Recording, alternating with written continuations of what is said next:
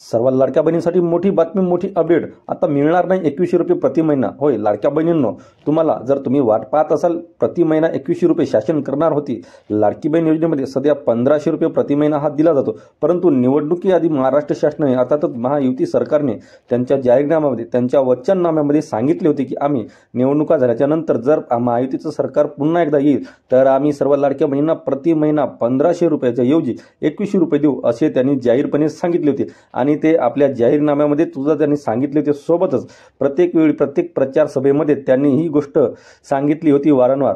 परंतु आता अर्थसंकल्पीय अधिवेशन सुरू आहे आणि या अधिवेशनामध्ये या गोष्टीवर प्रश्न विचारला असता यावेळी उत्तर देताना आदित्य तटकरे यांनी असं सांगितलं की आम्ही सध्या तरी 2100 रुपये प्रति महिना लवकरच लागू करू असे कुठंही सांगितले नाही आहे. अधिवेशनात याची घोषणा करू अशी सुद्धा आम्ही कुठंच ग्वाही दिली नाही, असं स्पष्टपणे आदित्य तटकरे यांनी सभागृहामध्ये उत्तर दिलं. परंतु आता यावर विरोधक मात्र आक्रमक होताना दिसत आहेत. कारण निवडणुकीआधी ज्या प्रकारे प्रचार सभामध्ये, प्रत्येक प्रचार सभामध्ये महायुतीच्या प्रत्येक नेत्यांनी हा जो मुद्दा लावून धरला होता की आम्ही सर्व लाडक्या बहिणीच्या खात्यामध्ये 1500च्या ऐवजी 2100 रुपये देणार आहोत. आता नवीन वर्ष आलं, यानंतर अपेक्षा होती की लाडक्या बहिणींना लवकरच महायुतीचं सरकार आलेलं आहे, आपण त्यांना भरघोस मताने निवडून दिलेलं आहे आणि जो 1500 रुपये प्रति महिना येतो हा लवकरच 2100 रुपये याची वाट पाहणाऱ्या सर्व लाडक्या बहिणींना एक प्रकारचा हा धक्काच म्हणावा लागेल. कारण सध्या तरी शासन स्पष्ट म्हणत आहे की आम्ही 2100 रुपये प्रति महिना देणार नाही, म्हणजे देणार नाही. सध्या 1500 रुपये सर्व लाडक्या बहिणींच्या खात्यामध्ये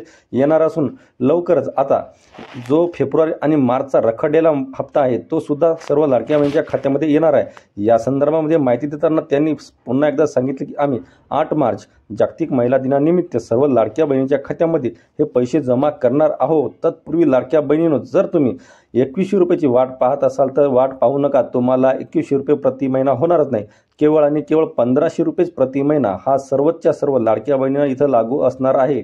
सोबतच निवडणुकीआधी शासनाने सांगितले होते की आम्ही लाडक्या बहिणींना या योजनेतून कुठल्याही लाडक्या बहिणींना वगळणार नाही. मात्र यावर आता वेगळं चित्र असून सध्या जो डाटा हाती आलाय त्यानुसार राज्यामध्ये आतापर्यंत एकूण 9 लाख लाडक्या बहिणी या योजनेतून अपात्र झाल्या आहे.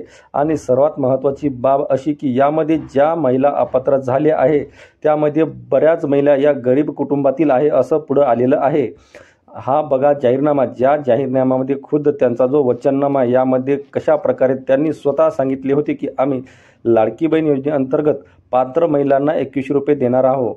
हा जो काही जाहीरनामा आहे पुन्हा एकदा आम्ही आणलेला आहे तुम्हासाठी आणि तुम्ही बघू शकता काय काय सांगितलेलं आहे. आपण थोडक्यात काही ठळक मध्ये बघूया. लाडकी बहीण योजनेअंतर्गत पात्र महिलांना 2100 रुपये देणार. महिला सुरक्षेसाठी 25,000 महिला पोलीस दलात समावेश करणार. हे बघा, हा त्यांचा जाहीरनामा आहे आणि या जाहीरनाम्यामध्ये त्यांनी स्पष्टमध्ये सांगितलं होतं की आम्ही लाडक्या बहिणींना 2100 रुपये प्रति महिना देणार आहोत. हे बघा, तत्कालीन मुख्यमंत्री एकनाथजी शिंदे यांनी सुद्धा सांगितले होते की आम्ही लाडक्या बहिणींना 2100 रुपये देऊ. परंतु सध्या तरी 2100 रुपये प्रति महिन्याबद्दल सरकार काहीच बोलत नाही आहे. तरी लाडक्या बहिणींनो, तुम्हाला केवळ आणि केवळ सध्या तरी 1500 रुपये प्रति महिनाच येणार आहे. 2100 रुपयेसाठी अजूनही आपल्याला वाट पाहावी लागणार आहे. हा जो काही जाहीरनामा आहे आपण पुन्हा एकदा इंटरनेटवर बघू शकता, कुठेही उपलब्ध आहे. तरी या जाहीरनाम्यामध्ये ज्या काही गोष्टी दिल्या आहे त्या गोष्टी आपण बघू शकता. बघा काय सांगितलं आहे, लाडक्या बहिणींना महिन्याला 2100 रुपये देणार. 25,000 महिलांचा पोलीस दलात समावेश करणार. शेतकऱ्यांना कर्जमाफी आणि शेतकरी सन्मान योजनेतून वर्षाला 15,000 रुपये असं इथंच त्यांनी सांगितलं होतं. परंतु सध्या तरी जे काही इथं घोषणाबाजी झाल्या होत्या त्या घोषणेचं एकही इथं वचन पाळलेलं दिसत नाही आहे. तरी लाडक्या बहिणीसाठी महत्त्वाची अपडेट की 8 मार्च रोजी अर्थात जागतिक महिला दिनानिमित्त फेब्रुवारी आणि मार्चचा हप्ता येणार आहे.